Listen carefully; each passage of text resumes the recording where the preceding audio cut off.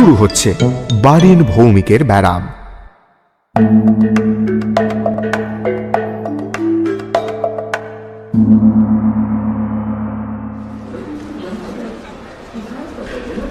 কন্ডাক্টরের নির্দেশ মতো ডি কামরায় ঢুকে বারিন ভৌমিক তার সুটকেসটা সিটের নিচে ঢুকিয়ে দিলেন।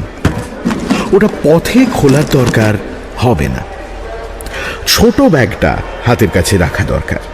চিরুনি, বুরুশ, টুথব্রাশ, দাড়ি কামানোর সরঞ্জাম, ট্রেনে পড়ার জন্য হ্যাডলি চেজের বই সবই রয়েছে ওই ব্যাগে। আর আছে থ্রোট পিলস। ঠান্ডা ঘরে ঠান্ডা লেগে গলা বসে গেলে কাল গান খুলবে না। চট করে একটা বড়ি মুখে পুরে দিয়ে বারিন ভৌমিক ব্যাগটাকে জানলার সামনে টেবিলের উপর রেখে দিলেন। দিল্লিগামী ভেস্টিবিউল ট্রেন ছাড়তে আর মাত্র 7 মিনিট বাকি, অথচ তার কামরায় আর প্যাসেঞ্জার নেই কেন? এতখানি পথ কি তিনি একা যাবেন? এতটা সৌভাগ্য কি তার হবে? এই যে একেবারে আয়েশের পরাকাষ্ঠা।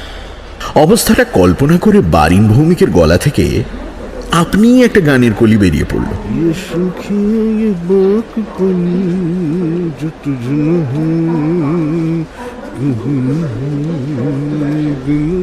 বারিন ভৌমিক জানলা দিয়ে বাইরে হাওড়া স্টেশনের প্ল্যাটফর্মের জনস্রোতের দিকে চাইলেন। দুটি ছোকরা তাঁর দিকে চেয়ে পরস্পরে কি যেন বলা বলি করছে।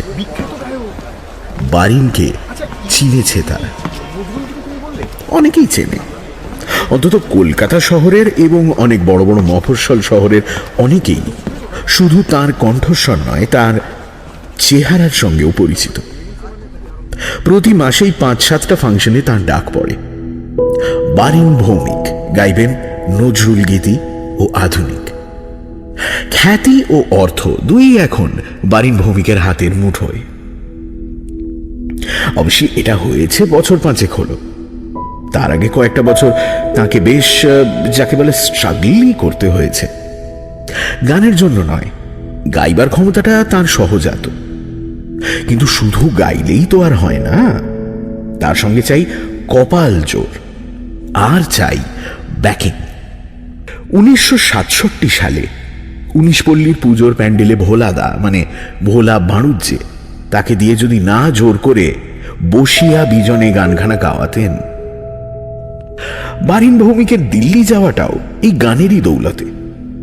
দিল্লির বেঙ্গলি অ্যাসোসিয়েশন তাকে ফার্স্ট ক্লাসের খরচ দিয়ে নিয়ে যাচ্ছে তাদের জুবিলি অনুষ্ঠানে নজরুল গীতি পরিবেশনের উদ্দেশ্যে। থাকার ব্যবস্থাও অ্যাসোসিয়েশনই করবে। 2 দিন দিল্লিতে থেকে তারপর আগ্রা, ফতেপুর সিকরি দেখে ঠিক 7 দিন পরে আবার কলকাতায় ফিরবেন বারিন ভৌমিক। তারপর পুজো পড়ে গেলে তার আর অবসর নেই। প্রহরে প্রহরে হাজিরা দিতে হবে গানের আসরে, শ্রোতাদের কানে মধু বর্ষণ করার জন্য। স্যার, আপনার লাঞ্চের অর্ডারটা যদি একটু। স্যার, কন্ডাক্টর গার্ড এসে দাঁড়িয়েছেন। কি পাওয়া যায়?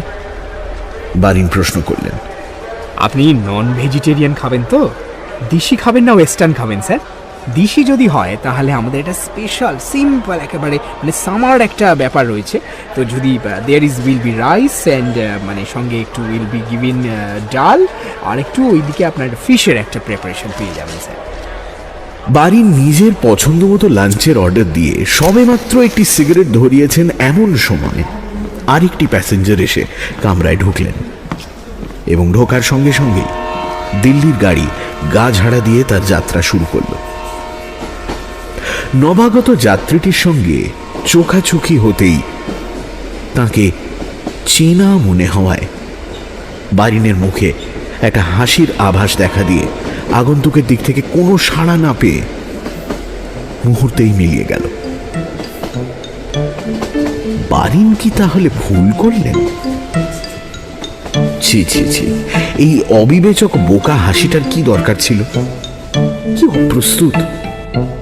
মনে পড়ল একবার রেসের মাঠে একটি ব্রাউন পাঞ্জাবি পরা প্রৌঢ় ভদ্রলোককে পেছন দিক থেকে আরে কি খবর ত্রিদীপদা বলে পিঠে একটা প্রচন্ড চাপড় মারার পর মুহূর্তেই বারিন বুঝেছিলেন তিনি আসলে ত্রিদীপদা নন।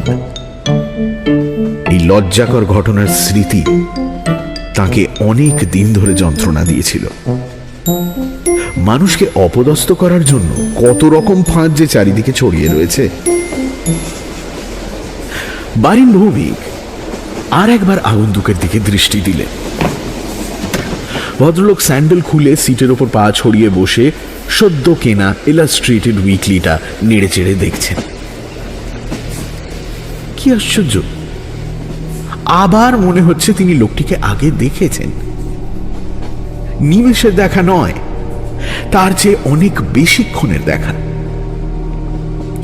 কিন্তু কবে, কোথায়? ঘন ভুরু, সরু গোঁফ, পমেট দিয়ে পালিশ করা চুল, কপালে ঠিক মাঝখানে একটা ছোট্ট আঁচিল।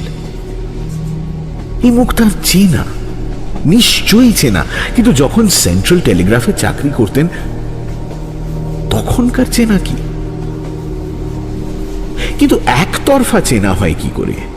তার হাবভাব দেখে তো মনে হয় না যে তিনি কোশমিন কালেও বারিন ভৌমিককে দেখেছেন। স্যার স্যার স্যার আপনার লাঞ্চের অর্ডারটা স্যার।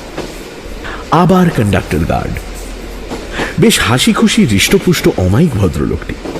শুনুন, আগন্তুক বললেন, লাঞ্চ তো হলো, আগে এক কাপ চা হবে কি? Certainly certainly, just give it 2 minutes. শুধু একটা কাপ আর লিকার দিলেই হবে। আমি র টি খাই। বারিন ভৌমিকের হঠাৎ মনে হলো তার তলপেট থেকে নাড়ি ভুঁড়িটা সব বেরিয়ে গিয়ে জায়গাটা একদম খালি হয়ে গেছে। আর তারপরেই মনে হলো তার হৃৎপিণ্ডটা হঠাৎ হাত পা গজিয়ে ফুসফুসের খাঁচাটার মধ্যে লাফাতে শুরু করেছে। শুধু গলার স্বর নয়, ওই গলার স্বরে বিশেষভাবে বিশেষ জোর দিয়ে বলা শুধু একটি কথা, র টি। ব্যাস, ওই একটি কথা বারিনের মনের সমস্ত অনিশ্চয়তাকে এক ধাক্কায় দূর করে দিয়ে সেই জায়গায় একটি স্থির প্রত্যয়কে এনে বসিয়ে দিয়েছে।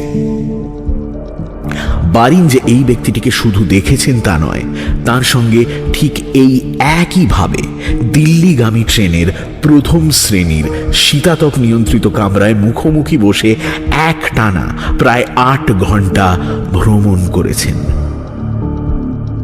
তিনি নিজে যাচ্ছিলেন পাটনা, তার আপন মামাতো বোন শিপ্রার বিয়েতে। তার 3 দিন আগে রেসের মাঠে ট্রেবল টোটে একসঙ্গে 7,500 টাকা জিতে তিনি জীবনে প্রথমবার প্রথম শ্রেণীতে ট্রেনে চড়ার লোভ সামলাতে পারেননি। তখনও তার গাইয়ে হিসেবে নাম হয়নি। ঘটনাটা ঘটে 64-এ, 9 বছর আগে। ভদ্রলোকের পদবিটাও যেন আবছা আবছা মনে পড়ছে। চ দিয়ে চৌধুরী, চক্রবর্তী, চ্যাটার্জি। কন্ডাক্টর গার্ড লাঞ্চের অর্ডার নিয়ে চলে গেলেন। বারিন অনুভব করলেন তিনি আর এই লোকটার মুখোমুখি বসে থাকতে পারছেন না। বাইরে করিডোরে গিয়ে দাঁড়ালেন, দরজার মুখ থেকে 5 হাত ডাইনে। চয়ের দৃষ্টি বেশ কিছুটা বাইরে। কোইন্সিডেন্সের বাংলা বারিন ভৌমিক জানেন না, কিন্তু এটা জানেন যে প্রত্যেকের জীবনেই ও জিনিসটা বার কয়েক ঘটে থাকে। কিন্তু তাই বলে এই রকম কোইন্সিডেন্স? কিন্তু চ কি তাকে চিনেছেন?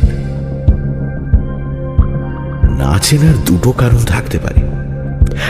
এক, হয়তো চয়ের স্মরণ শক্তি কম।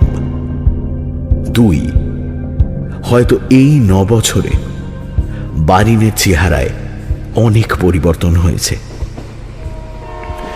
জানলা দিয়ে বাইরের চলমান দৃশ্যের দিকে দেখতে দেখতে বারিন ভাবতে চেষ্টা করলেন তার 9 বছর আগের চেহারার সঙ্গে আজকের চেহারার কি তফাৎ থাকতে পারে? ওজন বেড়েছে অনেক, সুতরাং অনুমান করা যায় যে তার মুখটা আরো ভরেছে। আর কি, চশমা ছিল না, চশমা হয়েছে। গোঁপ, কবে থেকে গোঁপ কামিয়ে ফেলেছেন তিনি? হ্যাঁ, মনে পড়েছে, খুব বেশি দিন নয়। হাজরা রোডের সেই সেলুন, একটা নতুন ছোকরা নাপিত দুপাশের গোঁপ মিলিয়ে কাটতে পারল না। বাড়ির নিজে ততটা খেয়াল করেননি, কিন্তু আপিসের সেই গোপ্পে লিফটম্যান সুখদেও থেকে শুরু করে 62 বছরের বুড়ো ক্যাশিয়ার কেশববাবু পর্যন্ত যখন সেই নিয়ে মন্তব্য করলেন, তখন বাড়ির মরিয়া হয়ে তাঁর সাধের গোঁপটি কামিয়ে ফেললেন। সেই থেকে আর রাখেননি।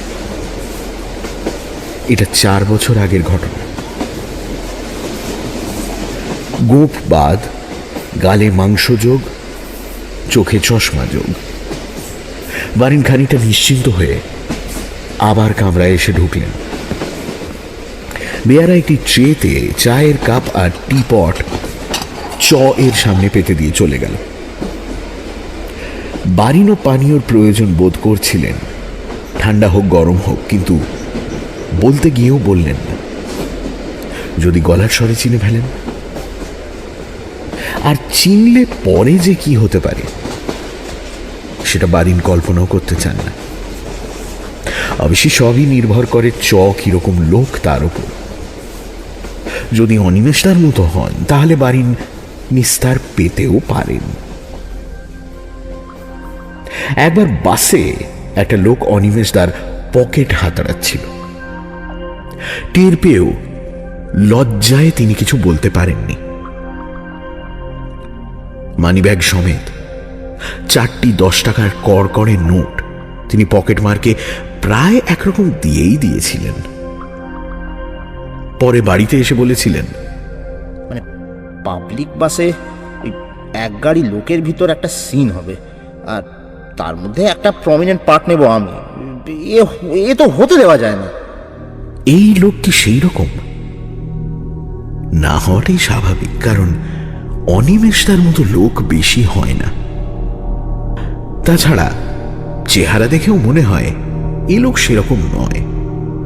ওই ঘন ভুরু, ঠক্কর খাওয়া নাক, সামনের দিকে বেরিয়ে থাকা থুতনি, সব মিলিয়ে মনে হয় এ লোক বারিনকে চিনতে পারলেই তার লোমশ হাত দিয়ে শার্টের কলারটা খামচে ধরে বলবে, এই আপনি সেই লোক না যিনি 64-এ আমার ঘড়ি চুরি করেছিলেন? স্কাউন্ড্রেল, 9 বছর ধরে তোমায় খুঁজে বেড়াচ্ছি আমি। হ্যাঁ, আজ আজ দেখো আমি তোমায় কি করি, স্কাউন্ড্রেল। আর ভাবতে পারলেন না বারিন ভৌমিক। এই ঠান্ডা কামরাতেও তার কপাল ঘেমে উঠেছে। রেলওয়ে রেক্সিন মোড়া বালিশে মাথা দিয়ে তিনি শটান সিটের ওপর শুয়ে পড়ে বাঁ হাতটা দিয়ে চোখটা ঢেকে নিলেন। চোখ দেখেই সবচেয়ে সহজে মানুষকে চিনতে পারা যায়। বারিনও প্রথমে চোখ দেখেই চকে চিনতে পেরেছিলেন। প্রত্যেকটি ঘটনা পুঙ্খানুপুঙ্খভাবে তার মনে পড়ছে। শুধু চয়ের ঘড়ি চুরির ঘটনা না, সেই ছেলে বয়সে যার যা কিছু চুরি করেছেন সব তিনি চোখের সামনে দেখতে পাচ্ছেন। এক এক সময় খুবই সামান্য সে জিনিস, হয়তো একটা সাধারণ ডট পেন মুকুল মামার, কিংবা একটা সস্তা ম্যাগনিফাইং গ্লাস তার স্কুলের সহপাঠী অক্ষয়ের, অথবা ছেনিদার একজোড়া হাড়ের কাফলিংস, যেটার কোনো প্রয়োজন ছিল না বারিনের, কোনোদিন ব্যবহারও করেননি। চুরির কারণ এই যে সেগুলো হাতের কাছে ছিল এবং সেগুলো অন্যের জিনিস। 12 বছর বয়স থেকে শুরু করে 25 বছর পর্যন্ত কমপক্ষে 50টা পরের জিনিস বারিন ভৌমিক কোনো না কোনো উপায় আত্মসাৎ করে নিজের ঘরে নিজের কাছে এনে রেখেছেন। একে চুরি ছাড়া আর কি বলা যায়? চোরের সঙ্গে তফাৎ শুধু এই যে চোর চুরি করে অভাবের তাড়নায়, আর তিনি করেছেন অভ্যেসের বশে। লোকে তাকে কোনোদিন সন্দেহ করেনি, তাই কোনোদিন ধরা পড়তে হয়নি। বারিন জানেন যে এইভাবে চুরি করাটা একটা ব্যারাম। একবার কথা চলে এক ডাক্তার বন্ধুর কাছে তিনি ব্যারামের নামটাও জেনে নিয়েছিলেন, কিন্তু এখন মনে পড়ছে না। তবে 9 বছর আগে চয়ের ঘড়ি নেওয়ার পর থেকে আজ অবধি এ কাজটা বারিন আর কখনো করেননি। এমনকি করার সেই সাময়িক অথচ প্রবল আকাঙ্ক্ষাটাও অনুভব করেননি। বারিন জানেন যে এই উৎকট রোগ থেকে তিনি মুক্তি পেয়েছেন। তার অন্যান্য চুরির সঙ্গে ঘড়ি চুরির একটা তফাৎ ছিল এই যে ঘড়িটার তার সত্যিই প্রয়োজন ছিল। রিস্ট ওয়াচ নয়, সুইজারল্যান্ডে তৈরি একটি ভারী সুন্দর ট্রাভেলিং ক্লক। একটা নীল চতুষ্কোণ বাক্স, তার ঢাকনাটা খুললেই ঘড়িটা বেরিয়ে এসে সোজা হয়ে দাঁড়িয়ে যায়। অ্যালার্ম ঘড়ি, আর সেই অ্যালার্মের শব্দ এতই সুন্দর যে ঘুম ভাঙার সঙ্গে সঙ্গে কান জুড়িয়ে যায়। এই 9 বছর সমানে সেটা ব্যবহার করেছেন বারিন ভৌমিক। তিনি যেখানে গেছেন সেখানেই সঙ্গে গেছে ঘড়ি। আজকেও সে ঘড়ি তার সঙ্গেই আছে, জানলার সামনে ওই টেবিলের ওপর রাখা ব্যাগের মধ্যে। কতদূর যাবেন? বারিন তড়িৎ স্পৃষ্টের মতো চমকে উঠলেন। লোকটা তাঁর সঙ্গে কথা বলছে, তাঁকে প্রশ্ন করছে। দিল্লি। আগে? দিল্লি। প্রথমবার অতিরিক্ত সাবধানতা অবলম্বন করতে গিয়ে একটু বেশি আস্তে উত্তর দিয়ে ফেলেছিলেন বারিন। আপনার কি ঠান্ডায় গলা বসে গেল নাকি? না। ওটা হয় মাঝে মাঝে। অ্যাকচুয়ালি এয়ার কন্ডিশনিং এর একমাত্র লাভ হচ্ছে ধুলোর হাত থেকে রেহাই পাওয়া, না হলে আমি এমনি ফার্স্ট ক্লাসেই যেতুম। বারিন চুপ। পারলে তিনি চয়ের দিকে তাকান না, কিন্তু চ তার দিকে দেখছে কিনা সেটা জানার দুর্নিবার কৌতূহলী তার দৃষ্টি বারবার ভদ্রলোকের দিকে নিয়ে যাচ্ছে। কিন্তু চ নিরুদ্বিগ্ন, নিশ্চিন্ত। অভিনয় কি সেটা বারিন জানেন না। সেটা জানতে হলে লোকটিকে আরো ভালো করে জানা দরকার। বারিন যেটুকু জানেন সেটা তার গতবারের জানা। এক হলো দুধ চিনি ছাড়া চা পানের অভ্যেস, আর এক হলো স্টেশন এলেই নেমে গিয়ে কিছু না কিছু খাবার জিনিস কিনে আনা। নোনতা জিনিস, মিষ্টি নয়। মনে আছে গতবার বারিন ভৌমিকের অনেক রকম মুখরোচক জিনিস খাওয়া হয়ে গিয়েছিল চয়ের দৌলতে। এছাড়া তার চরিত্রের আরেকটা দিক প্রকাশ পেয়েছিল পাটনা স্টেশনের কাছাকাছি এসে। এটার সঙ্গে ঘড়ির ব্যাপারটা জড়িত, তাই ঘটনাটা বারিনের স্পষ্ট মনে আছে। সেবার গাড়িটা ছিল অমৃতসর মেল। পাটনা পৌঁছবে ভোর 5টায়। কন্ডাক্টর এসে 4:30 তুলে দিয়েছেন বারিনকে। চ আজ জাগা, যদিও তিনি যাচ্ছেন দিল্লি। গাড়ি স্টেশনে পৌঁছবার ঠিক 3 মিনিট আগে হঠাৎ ঘ্যাঁচ করে থেমে গেল। ব্যাপার কি? লাইনের ওপর দিয়ে ল্যাম্প ও টর্চের ছোটাছুটি দেখে মনে হলো কোনো গোলমাল বেঁধেছে। শেষটায় গার্ড এসে বললেন একটি বুড়ো নাকি লাইন পার হতে গিয়ে ইঞ্জিনে কাটা পড়েছে, তার লাশটা সরালেই গাড়ি চলবে। চ খবরটা পাওয়া মাত্র ভারী উত্তেজিত হয়ে স্লিপিং স্যুট পরেই অন্ধকারে নেমে চলে গেলেন ব্যাপারটা চাক্ষুষ দেখে আসতে। এই সুযোগেই বারিন তার বাক্স থেকে ঘড়িটা বার করে নেন। সেই রাত্রেই চকে দেখেছিলেন সেটায় দম দিতে। লোভ যে লাগেনি তা নয়, তবে সুযোগের অভাব হবে জেনে ঘড়ির চিন্তা মন থেকে দূর করে দিয়েছিলেন। এই মুহূর্তে অপ্রত্যাশিতভাবে সে সুযোগ এসে পড়াতে সে লোভ এমনভাবে মাথা চাড়া দিয়ে ওঠে যে বাঙ্কের ওপর অন্য একটি ঘুমন্ত প্যাসেঞ্জার থাকা সত্ত্বেও তিনি ঝুঁকি নিতে দ্বিধা করেন। কাজটা করতে তার লাগে মাত্র 15 সেকেন্ড। ফিরেছিলেন প্রায় 5 মিনিট পর।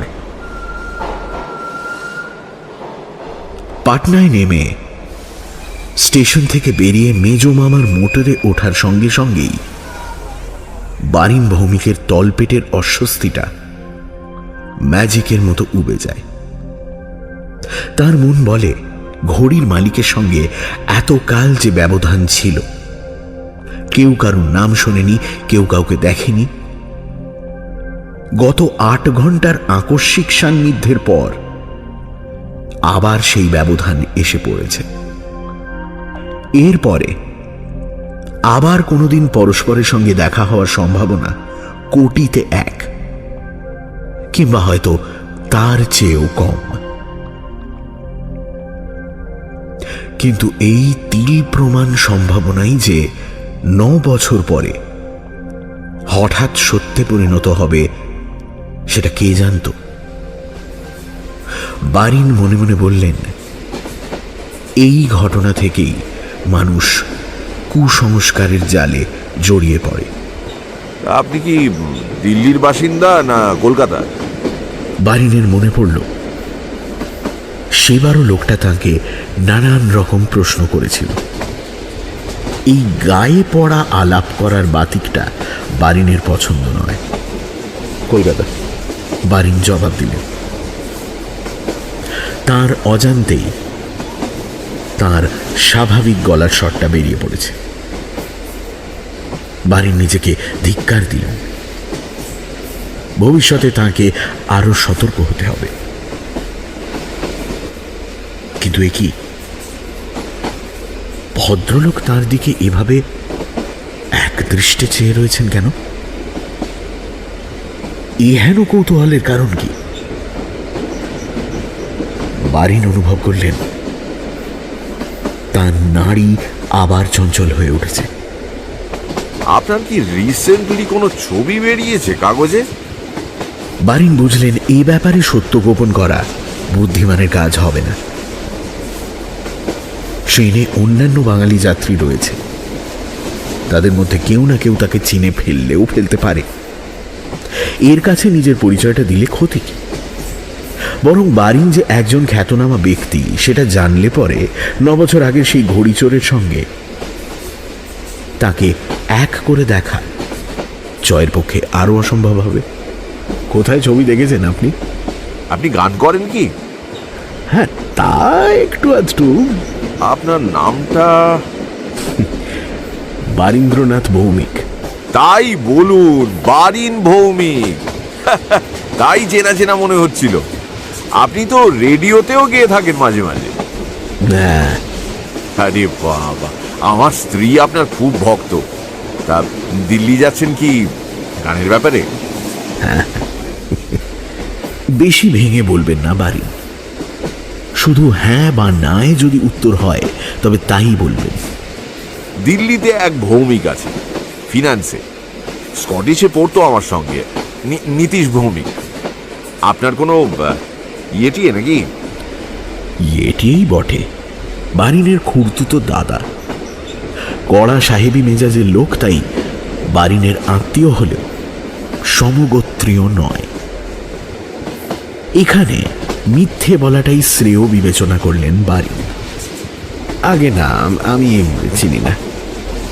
লোকটা এবার তো কথা বন্ধ করলে পারে। এত জেরা কেন রে বাবু?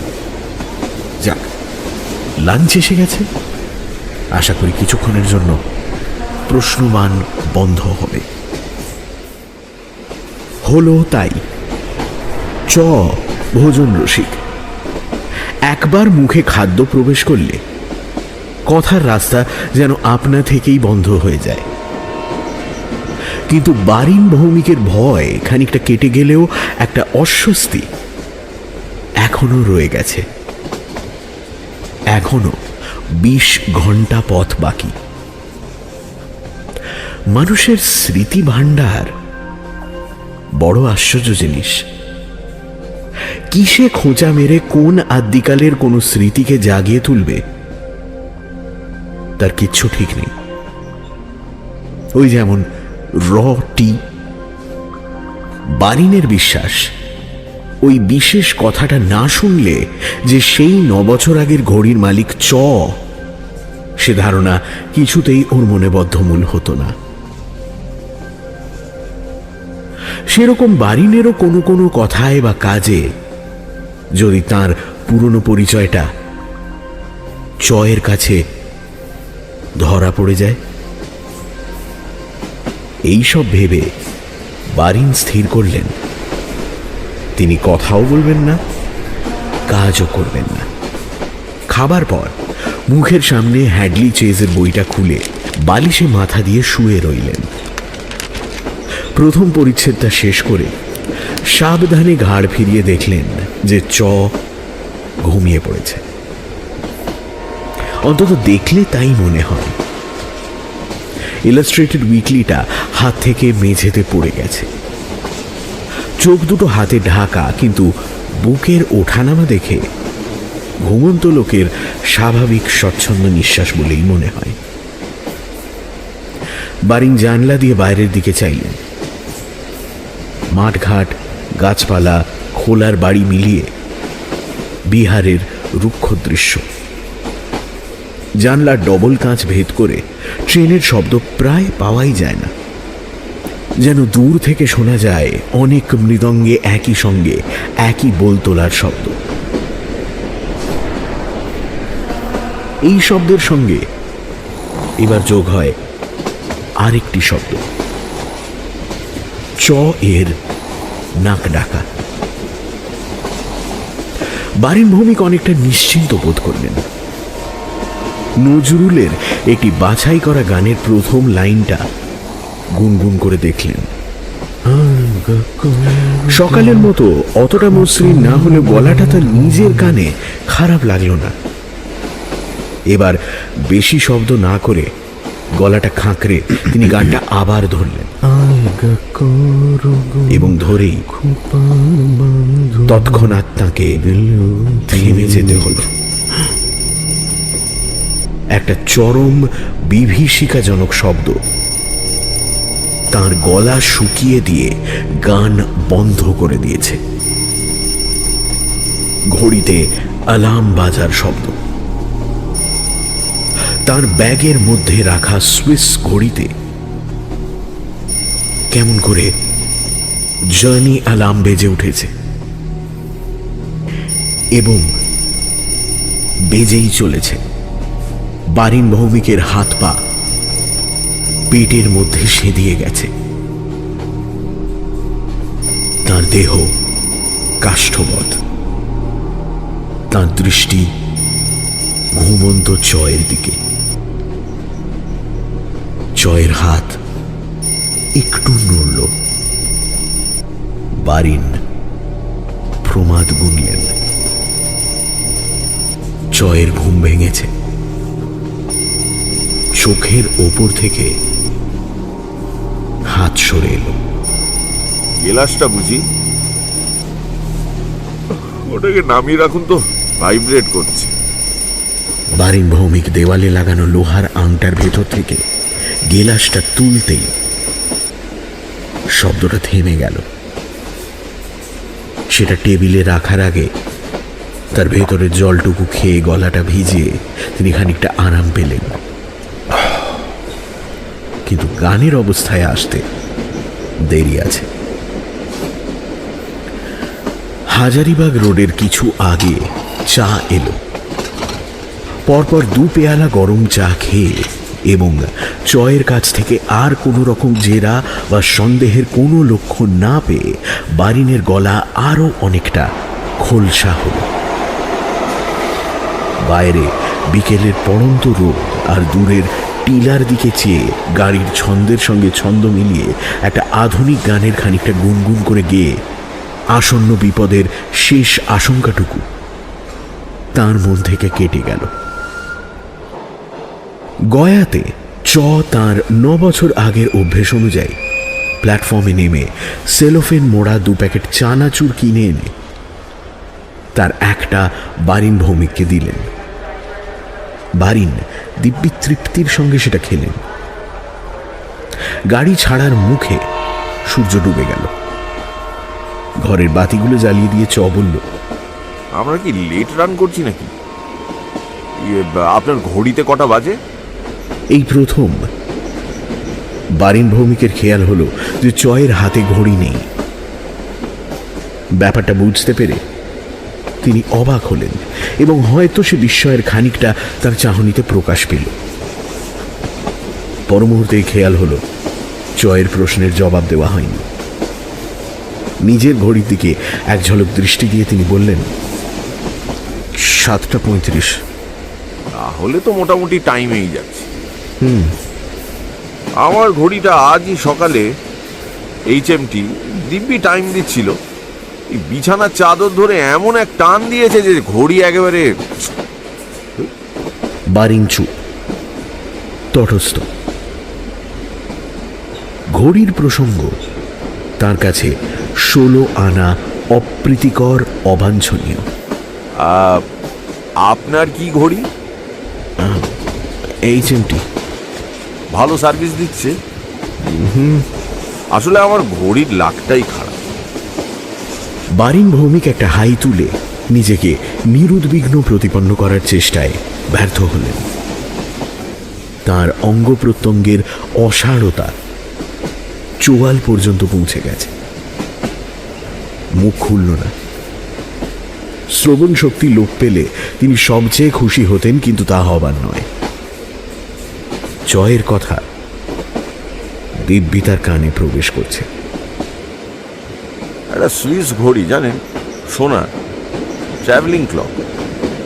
ওই জিনিভা থেকে এনে দিয়েছিল আমার এক বন্ধু।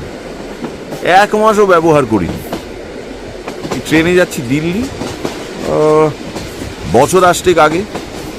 এই যে আপনি ট্রাভেল করছি, সেই রকম একটা কামরায় আমরা দুজন, আমি আর একটি ভদ্রলোক, বাঙালি। ডেয়ারিং ভেবে দেখুন, হয়তো বাথরুমে গেছি, কি স্টেশনে এসেছে, প্ল্যাটফর্মে নেমেছি, আর সেই ফাঁকে ঘড়িটাকে বেমালুম ঝেপে দিল।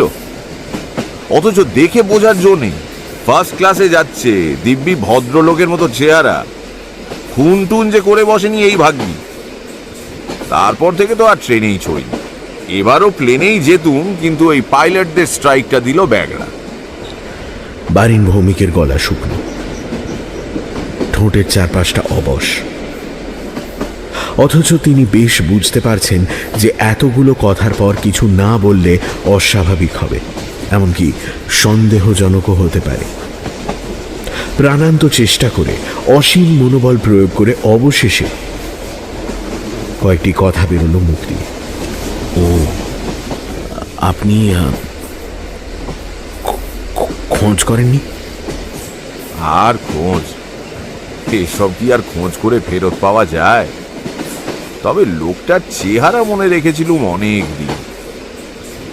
এখনো আবছা আবছা মনে পড়ে। মাঝারি রং, গোঁফ আছে, মানে এখনো আছে কিনা জানি না। আপনারই মতো হাইট হবে, তবে রোগা। আরেকটি বার যদি সাক্ষাৎ পেতুম তো বাপের নাম ভুলিয়ে দিতুম। এককালে বক্সিং করতুম জানেন, লাইট হেভিওয়েট চ্যাম্পিয়ন ছিলাম। সে লোকের 14 পুরুষের ভাগ্যি যে আর দ্বিতীয়বার আমার সামনে পড়েনি, তাহলে। ভদ্রলোকের নামটাও মনে পড়ে গেছে, চক্রবর্তী, পুলক চক্রবর্তী। আশ্চর্য, ওই বক্সিং এর কথাটা বলা মাত্র নামটা সিনেমার টাইটেলের মতো যেন তার চোখের সামনে দেখতে পেলেন বারিন ভৌমিক। গতবারও বক্সিং নিয়ে অনেক কথা বলেছিলেন পুলক চক্রবর্তী, কিন্তু নামটা জেনেই বা কি হবে? ইনি তো আর কোনো অপরাধ করেননি। অপরাধী তো বারিন নিজে, আর সেই অপরাধের বোঝা দুর্বিষহ হয়ে উঠছে। সব স্বীকার করলে কেমন হয়? ঘড়িটা ফেরত দিলে কেমন হয়? হাতের কাছে ব্যাগটা খুললেই তো ধুর পাগল। এসব কি চিন্তাকে প্রশ্রয় দিচ্ছেন বারিন ভৌমিক? নিজেকে চোর বলে পরিচয় দেবেন? প্রখ্যাত কণ্ঠশিল্পী তিনি না বলিয়া পরের দ্রব্য নেওয়ার কথা স্বীকার করবেন? তার ফলে তার নাম যখন ধুলোয় লুটোবে, তখন আর গানের ডাক আসবে কোত্থেকে? তার ভক্তের দলই বা কি ভাববে, কি বলবে? ইনি নিজেই যে সাংবাদিক নন বা সংবাদপত্রের সঙ্গে যুক্ত নন, তারই বা গ্যারান্টি কোথায়? না না না, স্বীকার করার কোনো প্রশ্নই ওঠে না। হয়তো স্বীকার করার প্রয়োজনও নেই। পুলক চক্রবর্তী ঘন ঘন চাইছেন তার দিকে।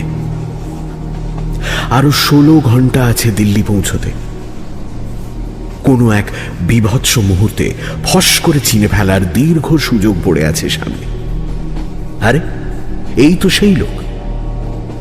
বারিন কল্পনা করলেন তার গোঁপ খসে পড়েছে, গাল থেকে মাংস ঝরে গেছে, চোখ থেকে চশমা খুলে গেছে। পুলক চক্রবর্তী এক দৃষ্টে চেয়ে রয়েছেন তার 9 বছর আগে চেহারাটার দিকে। তার ঈষৎ কটা চোখের দৃষ্টি ক্রমশ তীক্ষ্ণ হয়ে আসছে। তার ঠোঁটের কোণে একটা ক্রূর হাসি ফুটে উঠেছে। বাছাধন, পথে এসো এবার। একদিন বাদে বাগে পেয়েছি তোমায়। হুগু দেখেছো, আর তো দেখনি। 10টা নাগাদ বারিন ভৌমিকের কম্প দিয়ে জ্বর এলো। গার্ডকে বলে তিনি একটি অতিরিক্ত কম্বল চেয়ে নিলেন। তারপর 2টি কম্বল একসঙ্গে পা থেকে নাক অবধি টেনে নিয়ে শয্যা নিলেন। পুলক চক্রবর্তী কামরার দরজা বন্ধ করে ছিটকিনি লাগিয়ে দিলেন। বাতি নেভাতে গিয়ে বারিনের দিকে ফিরে জিজ্ঞেস করলেন, আপনাকে অসুস্থ বলে মনে হচ্ছে, ওষুধ খাবেন? ভালো বড়ি আছে আমার কাছে, দুটো খেয়ে নিন। এয়ার কন্ডিশনিং এর অভ্যেস নেই বোধহয়। ভৌমিক বড়ি খেলেন। একমাত্র ভরসা যে ঘড়ি চোর বলে চিনতে পারলেও তাকে অসুস্থ দেখে অনুকম্পাবশত পুলক চক্রবর্তী কঠিন শাস্তি থেকে বিরত হবেন। একটা ব্যাপার তিনি ইতিমধ্যে স্থির করে ফেলেছেন, পুলক তাকে চিনতে না পারলেও কাল দিল্লি পৌঁছবার আগে কোনো এক সুযোগে সুইস ঘড়িটা তার আসল মালিকের বাক্সের মধ্যে চালান দিতে হবে। যদি সম্ভব হয় তো মাঝরাত্রেই কাজটা সারা যেতে পারে, কিন্তু জ্বরটা না কমলে কম্বলের তলা থেকে বেরোনো সম্ভব হবে না। এখনো মাঝে মাঝে সমস্ত শরীর কেঁপে উঠছে। পুলক তার মাথার কাছে রিডিং ল্যাম্পটা জ্বালিয়ে রেখেছেন। তার হাতে খোলা একটা পেপারব্যাক বই। কিন্তু তিনি কি সত্যি পড়ছেন, না বইয়ের পাতায় চোখ রেখে অন্য কিছু চিন্তা করছেন? বইটা একভাবে ধরা রয়েছে কেন? পাতা উল্টোচ্ছেন না কেন?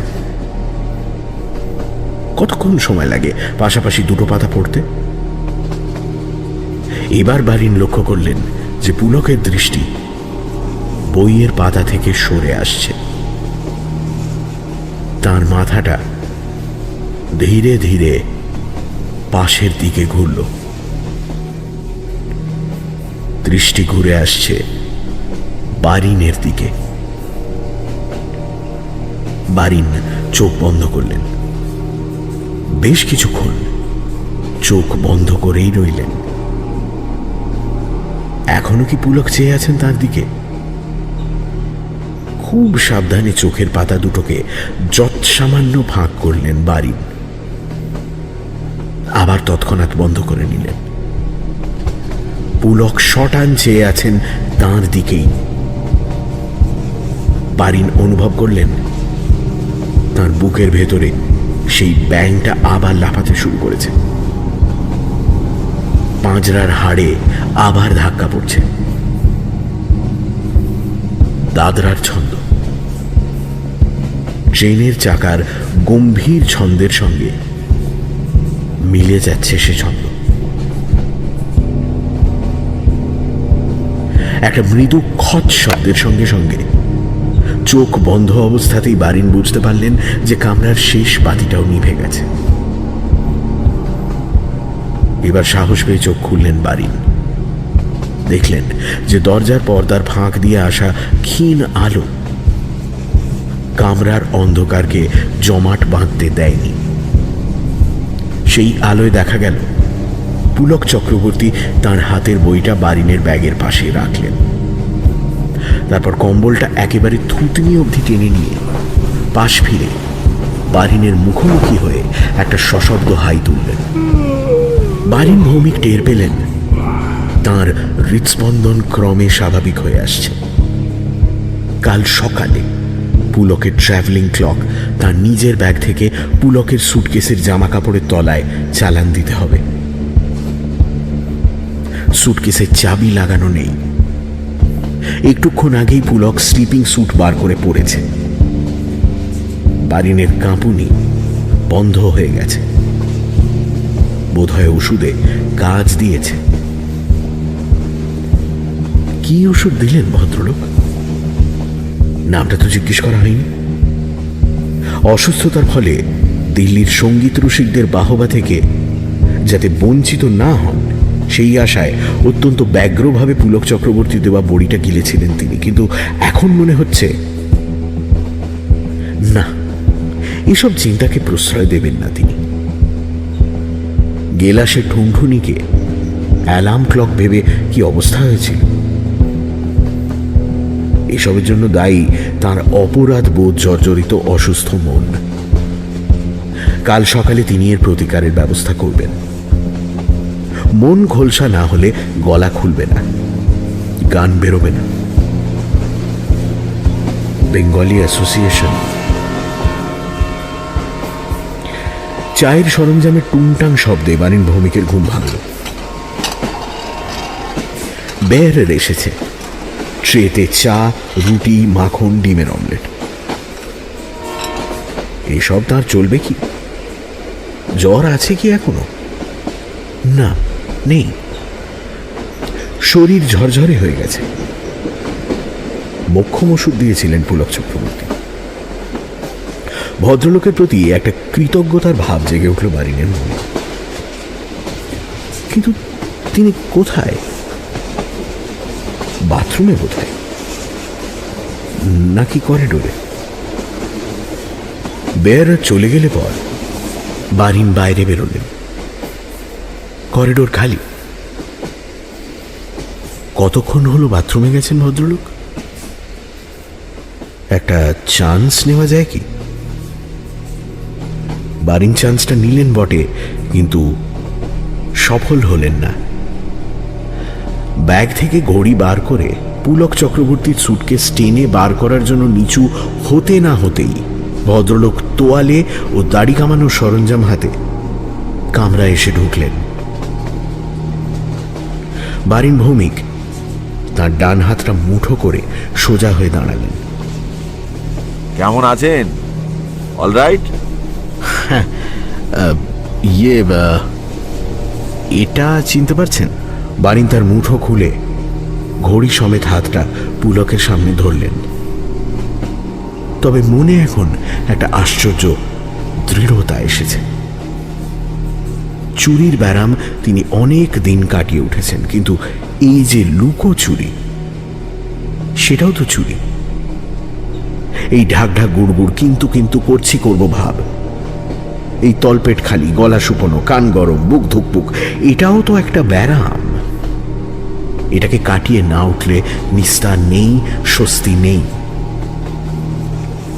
পুলক চক্রবর্তী হাতে তোয়ালের একটা অংশ ডান হাতের তর্জনীর সাহায্যে সবেমাত্র কানের মধ্যে গুঁজেছিলেন, এমন সময় বারিনের হাতে ঘড়িটা দেখে হাত তার কানেই রয়ে গেল। বারিন বললেন, আমি সেই লোক। মোটা হয়েছি, গোঁপটা কামিয়েছি আর চশমা নিয়েছি। আমি পাটনা যাচ্ছিলাম আর আপনি দিল্লি 64-এ। সেই যে একটা লোক কাটা পড়লো, আপনি দেখতে নামলেন, সেই সুযোগে আমি ঘড়িটা নিয়ে নিই। পুলকের দৃষ্টি এখন ঘড়ি থেকে সরে গিয়ে বারিনের চোখের উপর নিবদ্ধ হল। বারিন দেখলেন তার কপালের মাঝখানে নাকের উপর দুটো সমান্তরাল খাঁজ। চোখের সাদা অংশটা অস্বাভাবিক রকম প্রকট। ঠোঁট দুটো ফাঁক হয়ে গিয়ে কিছু বলার জন্য তৈরি হয়েও কিছু বলতে পারছে না। বারিন বলে চললেন, আসলে ওটা আমার একটা ব্যারাম, জানেন। মানে আমি আদতে চোর নই। ডাক্তারিতে এর একটা নাম আছে, এখন মনে পড়ছে না, কিন্তু নাম একটা আছে। যাই হোক, এখন কিন্তু আমি একেবারে নর্মাল। ঘড়িটা একদিন ছিল, ব্যবহার করেছি, আজও সঙ্গে রয়েছে, আপনার সঙ্গে দেখা হয়ে গেল, প্রায় মিরাকলের মতো। তাই আপনাকে ফেরত দিচ্ছি। আশা করি আপনার মনে কোনো মানে ইয়ে থাকবে না আর কি। পুলক চক্রবর্তী একটা অস্ফুট ছাড়া আর কিছুই বলতে পারলেন না। তার হারানো ঘড়ি তার নিজের কাছে ফিরে এসেছে। হতভম্বভাবে সেটা হাতে নিয়ে তিনি দাঁড়িয়ে আছেন। বারিন তার ব্যাগ থেকে দাঁতের মাজন, টুথব্রাশ ও দাড়ি কামানোর সরঞ্জাম বার করে তোয়ালেটা র্যাক থেকে নামিয়ে নিয়ে কামরার দরজা দিয়ে বেরিয়ে গেলেন। বাথরুমে ঢুকে দরজা বন্ধ করে গানের খানিকটা গেয়ে বুঝলেন যে তার কণ্ঠের স্বাভাবিক সাবলীলতা তিনি ফিরে পেয়েছেন।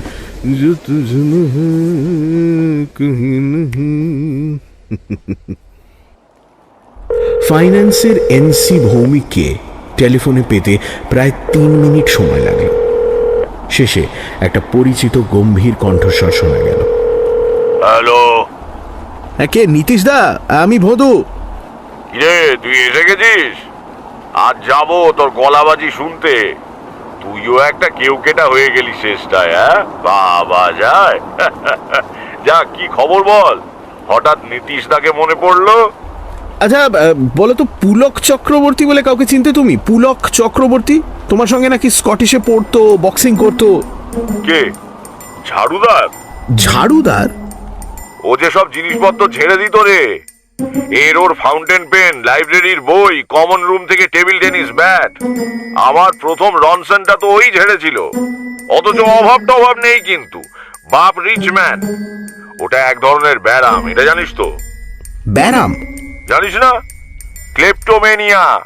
KLEPTOMANIA, ক্লেপ্টোমেনিয়া। টেলিফোনটা নামিয়ে রেখে বারিন ভৌমিক তার খোলা সুটকেসটার দিকে দেখলেন। হোটেলে এসে সুটকেসটা খুলতেই কিছু জিনিসের অভাব তিনি লক্ষ্য করেছেন। এক কার্টন সিগারেট, একটা জাপানি বাইনকুলার্স, 5টা 100 টাকার নোট সমেত একটা মানি ব্যাগ। ক্লেপ্টোমেনিয়া। বারিন নামটা জানতেন, কিন্তু ভুলে গেছিলেন। আর ভুলবেন না।